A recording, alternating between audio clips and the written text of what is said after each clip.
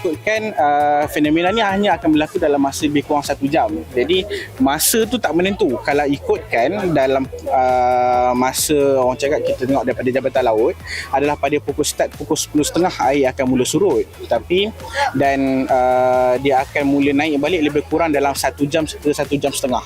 Jadi pihak APM dan juga bomba akan membunyikan whistle menandakan dah mula melintas, dan mereka juga akan lebih kurang setengah jam sebelum air dia mula pasang balik, dia akan panggil balik whistle lah untuk minta pelancong-pelancong patah balik lah, sebab kita takut ada yang tersangkut di Pulau Giam tu.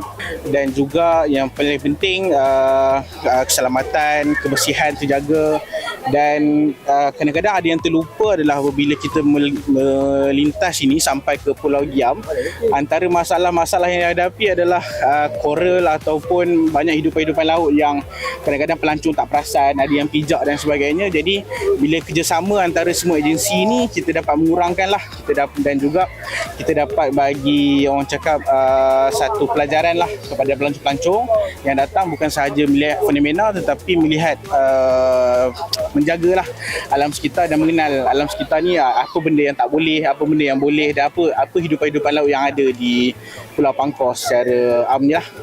Kalau pada tahun lepas kita dapat kumpul lebih kurang 30,000 orang untuk 3 hari, dan tahun ini jangkaan mungkin lebih 2 kali ganda, 50 ke 60,000, sebab tahun ini orang dah ramai mula sedar yang adanya program ini, dan juga bagaimana Majlis Penerangan kita dah mengambil satu inisiatif untuk jadikan dia satu event besar-besaran, dan sebaran itu berlaku dengan lebih meluas lah, dengan adanya bantuan-bantuan influencer dan juga rakan-rakan media untuk orang cakap menyebarkan fenomena laut terbelah ni.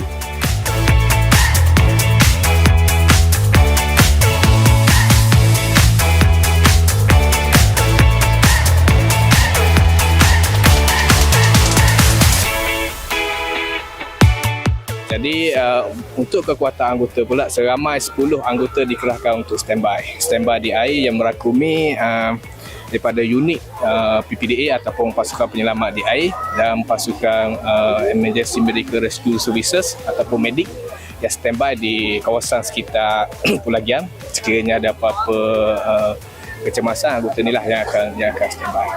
Masa lebih kurang dalam anggaran 1 jam, bawah 1 jam, dan paras air yang sewaktu kita membuat pelepasan pengunjung dalam kedalaman 0.3 meter sehingga 0.4 meter lah. Pada pukul 11.20 kita sudah start panggil pengunjung-pengunjung untuk naik ke darat lah, kerana dalam jam 12 paras air akan meningkat pada 0.5 lah.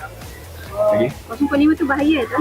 0.5 bahaya, air tu semakin meningkat, kita rujuk kepada tide, dengan laju air akan meningkat dengan laju, dan bermula pada jam 11.40 tu air dah start naik, dan tamatlah untuk hari ni, untuk yang mentah pada hari ni.